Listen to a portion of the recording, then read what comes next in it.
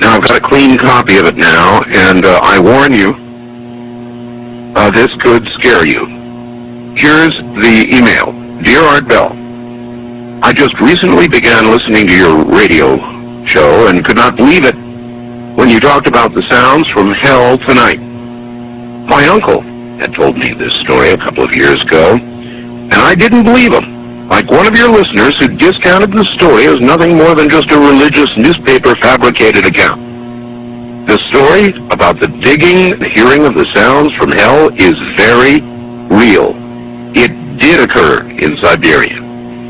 My uncle collected videos, so forth, on the paranormal, supernatural. He passed away fairly recently, but he would have loved your show. He let me listen to one of the audio tapes that he had on the sounds from hell in Siberia, and I copied it. He received his copy from a friend who worked at the BBC.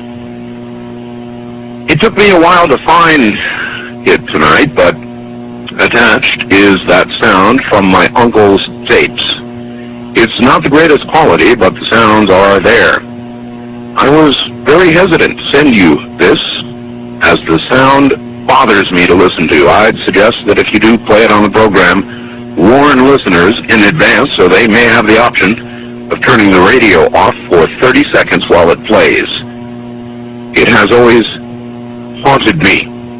To those who discounted the Siberia sounds from hell story, it is true, and I, for one, wish it wasn't.